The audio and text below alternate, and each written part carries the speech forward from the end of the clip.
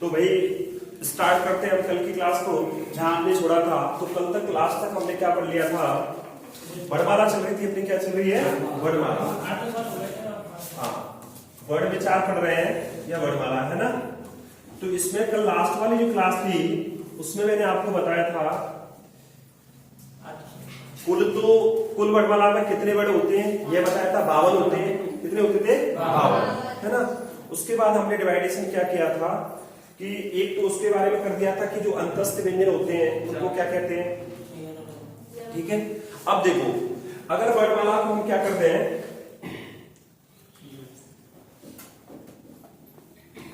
डिवाइडेशन एक तो ये होता है स्वर तंत्री। बहुत अच्छा है, संधियों में काफी पूछा जाता है। स्वर तंत्री में कंपन के आधार पर, स्वर तंत्री में कंपन के आधार पर वर्णमाला का वर्गीकरण। स्वर तंत्री में कंपन के आधार पर वर्णमाला का वर्गीकरण। तो अगर स्वर तंत्री में कंपन के आधार पर अगर देखा जाए तो जो वर्णमाला होती है उसके कितने भेद हो जाते हैं भाई? कितने हो जाएंगे? 2। कितने होते हैं? 2। ठीक है, कितने होंगे? 2। तो आपको देखो इसमें क्या करता है कि बच्चा कंफ्यूजन होता है कि भैया पहले तो हमें यह पता होना चाहिए कि होते कौन कौन से। तो आपको एक चीज और याद रखनी है यहाँ पर कि मूल अगर वर्णमाला के अगर हम बारे में बात करते हैं तो इनकी जो संख्या होती है वो कितनी होती है? ये संख्या याद कर लो, है ना। अगर आप संख्या याद कर लोगे तो आपको अल्पप्राण, महाप्राण, सघोष और अघोष याद करने में कोई दिक्कत नहीं होगी। 44 पे ही काम करेंगे हम, 44 पे ही काम करेंगे। तो देखो स्वर तंत्री में कंपन के आधार पर वर्णमाला को 2 भागों में विभाजित किया गया है। कितने भागों में? 2 भागों में विभाजित किया गया है। कितने भागों में? 2 भागों में विभाजित किया गया है। कितने भागों में विभाजित किया गया है? 2 भागों में विभाजित किया गया भैया। कौन कौन से होते हैं? इन जो 44 संख्या है, यानी वर्णमाला में वर्णों की मूल वर्णों की कितनी संख्या होती है? 44। ठीक है बेटा, 44 होती है। तो स्वर तंत्री में कंपन के आधार पर वर्णमाला को कितने भागों में बांटा गया? 2 भागों में। कितने भागों में? 2। एक तो होता है अघोष। क्या होता है? अघोष। ठीक है भाई, एक तो होता है अघोष और दूसरा सघोष। सघोष भी कह सकते हो।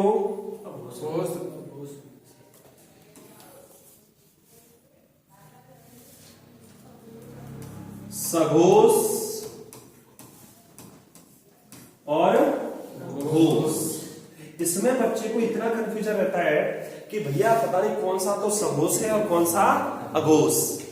क्या अपने सबसे बड़ा कंफ्यूजन यही है कि सघोष कौन सा है और अघोष कौन सा है। तो थोड़ा सा अगर आप क्या करते हो, लिटरली अगर आप इसको क्या करते हो, थोड़ा सा ध्यान से पढ़ते हो ना, तो ज्यादा दिक्कतें आपको नहीं आएगी। ऐसा करवा देते हैं अपन अभी। ठीक है, आपको क्या करना है, थोड़ा सा अटेंटिव देख लो कि हमें इनकी एक संख्या याद कर लो। क्या याद कर लो? संख्या। ये जो 44 थी ना, उसको 2 भागों में डिवाइड करके अपन पढ़ते हैं। कितने भागों में? 2। अघोष की अगर बात कर ली जाए तो अघोष कितने होते हैं? 13। कितने होते हैं? 13। संख्या याद हो जाएगी। कितने होते हैं? 13। और जो कम है उनको याद कर लो, जो बचेंगे वे सभी क्या होंगे? अघोष या घोष होंगे। अब आपको पता है 13, 44 में से 44 में से कितना माइनस कर दो? 13 कर दो। तो भाई कितने बच गए? 31। अब देखो अगर आप क्या करो, ये मान लो कि ये अघोष और घोष या सघोष एक दूसरे के उल्टे होते हैं। क्या होते हैं? उल्टे। उल्टे का मतलब ये तो 13, इन संख्या को क्या कर दो? उल्टा कर दो। अरे सुनो रे, संख्या को क्या कर दो? उल्टा। तो 13 का संख्या क्या कर दो? एक को किधर ले जाओ? उधर ले जाओ। तो अगर आपसे पूछा जाए कि अघोष होते हैं, अघोषों की संख्या होती है कितनी होगी? 13। अघोष कितने होते हैं 13, और सघोष या घोष कितने होते हैं 31। कितने होंगे 31, कितने 31, 31। ठीक है, और एक और देखो डाटा, अगर आपको मैथ आता है तो मैथ से निकाल लेते हैं इसको। एक से शुरुआत हो रहा है। अब आपको मैंने पढ़ाया था कि देखो भाई प्रत्येक जो वर्णमाला है, वर्णमाला में अगर देखा जाए तो व्यंजनों का वर्गीकरण किया गया था कि वर्ग होते हैं अपने पास 5। कितने वर्ग होते हैं 5 होते हैं। कितने होते हैं 5। कौन कौन सा? क, दूसरा च, तीसरा ट, चौथा त, पांचवा प। क च ट त प।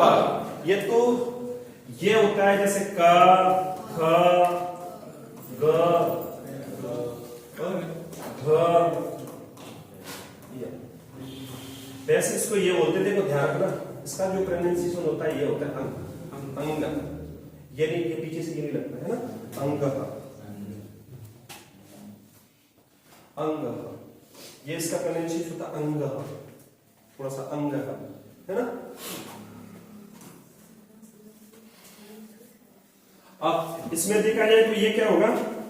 च, छ, ज,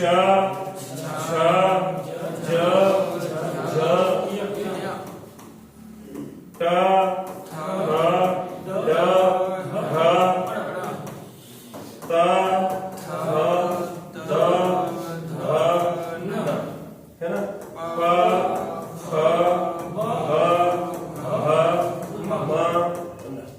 क्लियर?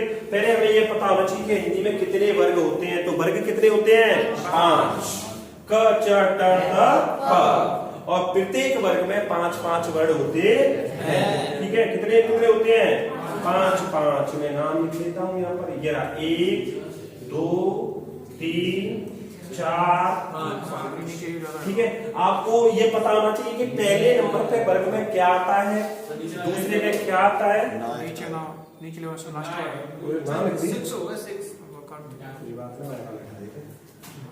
दूसरी ग्रह का आदमी आएगा तो रुकेगा नहीं है वो। पूरे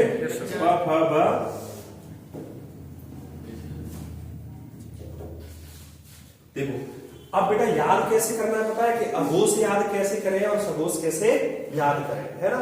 तो आपको याद करने का मतलब देखो, ये 1 से स्टार्ट हो रहा है, संख्या याद रखनी है। अघोष कितने से स्टार्ट हो रहा है 1 से। तो देखो इसमें क्या आएगा, वर्ग का पहला। ठीक है भाई, वर्ग का पहला। तो वर्ग का पहला कौन कौन सा होता है, वही याद रख दो, क, च, त, प, और बराबर लिख दो कितने 5। थोड़ा सा गणित का सहारा ले लो, बराबर कितना लिख दो 5। ऐसे ही यहाँ कह रहा है वर्ग का तीसरा नहीं, वर्ग का दूसरा। जो यहाँ लिखा हुआ है इसके एक को क्या कर दो 3 में से घटा दो, तो कितने बचे 2, यानी वर्ग का दूसरा, वर्ग का दूसरा। तो देखो बेटा ये वाली जो लाइन है पहला दूसरा, ठीक है भाई, ये सभी क्या हो जाएंगे अघोष। ये अघोष हो जाएंगे। क्या हो जाएंगे अघोष। क्या हो जाएंगे अघोष। अघोष कौन कौन सा, अब यहां भी लिख दो दूसरा, वर्ग का दूसरा।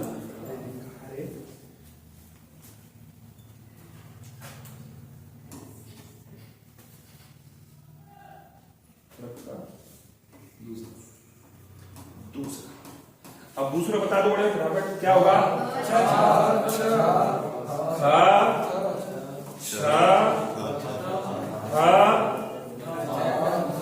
छोटे बाद और अब एक चीज का याद रखना, आप इनके नंबर मत भूल जाना। अगर आप नंबर भूल गए तो दिक्कत पैदा हो जाएगी। या जोड़ के लिख दो बराबर, कितने गए 5 और 5 ये क्या गए 10। हमें करने कितने हैं 13। अब एक याद रख दो, जो आ से स्टार्ट होता है उसमें तो आ नहीं आता, याद रखना। जो आ से स्टार्ट होता है उसमें आ नहीं आता, जो सा से स्टार्ट होता है उसमें सा से आता। समझ में आ गई क्या कह रहा हूं? हाँ, तो कहने का मतलब क्या हो गया कि भाई इसमें क्या बच गए 3 सा बच गए। तो क्या ऊष्म व्यंजन, सभी नहीं, ऊष्म व्यंजन। अब अभी बेटा तुमने सबने पढ़ा था, इससे पहले मैंने तुम्हें अंतस्थ व्यंजनों का वर्गीकरण बताया था। अंतस्थ व्यंजन का क्या बताया था? वर्गीकरण। और ऊष्म उसके बगल में ही है। तब तुम्हें पता है कि हमारे घर में बंटवारा हो जाए तो हम पड़ोसी में कैसे छोड़ देंगे, तो इसके घर में भी क्या कर दिया था? फूट डाल दी। फूट डाल दी तो कौन भाग गया? विभीषण कौन है? तो 3 सा बच गए, स।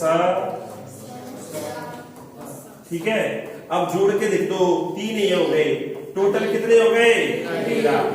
अगर 13 आंसर आता है तो आपके जो अघोष है वो सही है ना? क्या हो गए? अगर 13 आंसर आ रहा है तो इसका मतलब क्या है? अपन सही है। ठीक है भाई, अब दूसरी की तरफ बात कर लेते हैं। किसकी तरफ बात कर लेते हैं? इधर की तरफ बात कर लेते हैं, सघोष या घोष। अब तो आपको याद करने की ज्यादा दिक्कत ही नहीं है, एक को याद कर लो। अब देखो इधर क्या बचा, इधर के एरिया में अगर हम बात कर ले, कौन से वाले में? इस वाले में। तो इस वाले में आपको अपने आप पता चल जाएगा वर्ग का कौन सा बच गया? 3, 4, 5। घोष, घोषणा करने वाले तो 345 फिरते हैं, काम को गुना कर तो घोषणा करने वाले कैसे है? 345। लेकिन काम तो कुछ लोग ही करते हैं। घोषणा तो मैं आएगा, मैं करेगा, भैया तुम्हारे घर के सामने करवा देंगे करंजा, एक बार कोई प्रधान बना दो या एमएलए बना दो, है वो तो क्या होता है सब। लेकिन याद कर लो 345 का मतलब घोष, घोषणा। घोषणा में कितने आ गए? 345। यानी वर्ग का कौन सा? तीसरा, वर्ग का चौथा, वर्ग का पांचवा वर्ग क्या होते हैं? सघोष या घोष। तो घोषणा करने वाले कितने आ गए? 345। लिख सकते हैं अपन इसमें क्या क्या? पहले तीसरा लिख देते हैं बेटा। तीसरा कौन सा होगा? ग, ज, और उसके बाद ज के बाद ग, और ड के बाद ध और ब। ठीक है, वर्ग का चौथा ये हो गया घ, घ के बाद झ, झ के बाद ढ, ध और भ। और ऐसे ही वर्ग का कौन सा? पांचवा।